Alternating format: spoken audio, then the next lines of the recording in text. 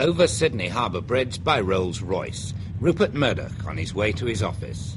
If the News of the World deal goes through, he'll transfer his base to London. Murdoch inherited the basis of his newspaper empire from his father, built on it and enlarged it to cover every state in Australia. He's chubby-cheeked and open-faced, but underneath, say those who know him, he's a man of steel. Ruthless in getting his own way, iron-willed in seeing that his plans are carried through. If he succeeds in gathering the News of the World reins into his hands, it's likely they'll be in for some pretty aggressive management. Murdoch's Australian empire also extends to the booming pop record business. And he has several television stations scattered around Australia as well. He's been likened to a junior Lord Thomson, and his management and consistent empire building certainly have the Thomson hallmark. But there's a difference. He takes an active part in what goes into his papers, even going into the composing room to supervise what's in the page proofs for next day's edition. Do you like the feeling of power you have as a newspaper proprietor, of being able to sort of formulate policies for a large number of newspapers in every state of Australia? Well, there's only one honest answer to that, of course, and that's yes.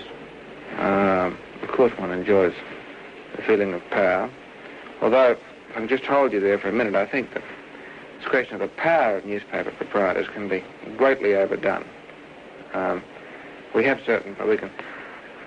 more responsibility than power, I think. The newspaper can create great controversies, stir up arguments within the community, discussion, can throw light on injustices, just as it can do the opposite. It can hide things and be a great power for evil. It's not a perfect system, obviously, but can you think of a better one? I think the important thing is that there'd be plenty of newspapers with plenty of different people controlling them, so that there's a variety of viewpoint, that there's a choice for the public. This is the freedom of the press that is needed. Freedom of the press mustn't be one-sided just for a publisher to speak as he pleases and try and bully the community. There must be an alternative. And so long as there are alternatives, then I think that the public's very well protected. Certainly better protected than they'd be if the whole thing was run by a government instrumentality. That is the question of power, of course. Who's really got it, the editor or the newspaper proprietor? Do you, for instance, interfere much with your editor's policies? Yes, I do a bit. I get very involved in the newspapers themselves and in sometimes in public arguments that we're conducting or involved in. But on the other hand, I think that I give my editors tremendous freedom, and the only people who claim that I don't give them enough freedom now are the people who didn't know how to use it. You don't realise that there's a great deal of iron behind the boyish exterior, and he's a very tough proprietor who, I think, in the course of the period we're at the Australian, sacked more journalists than I think I'd ever seen sacked before in my whole career. He's a tremendous sacker, but of course he's also a tremendous hirer. So he's always sacking them and hiring them. He suffered intensely with every staff severance he had to make. But he himself, as a person, would suffer intensely days before, on the day, and days after. And there were no heads rolled before he made inquiries as to how the person would be placed. But nothing ruthless and impersonal. It may have appeared to be that outside because he had to have a face outside, otherwise he'd be taken for a ride. I suppose most newspaper owners get accused of this, but I've heard you described as ruthless.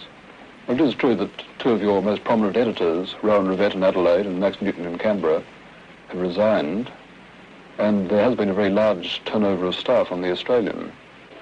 What's the story here? Well, let's just consider the editors first. I think I said earlier I've had a lot of editors. And only two, now you mention these two, I can think of a third that I've parted company with. It's a pretty good average, really. He's been called the whiz kid of Australian journalism. Others liken him to Beaverbrook for his hirings and firings. He's no respecter of persons or government. We don't want to fall too much for the line put out by these Treasury economists all the time. They're very good at telling every state and everyone how they mustn't spend any money because it's not economic or something. Throw millions around Canberra for their own comfort without thinking twice. So that's a national duty.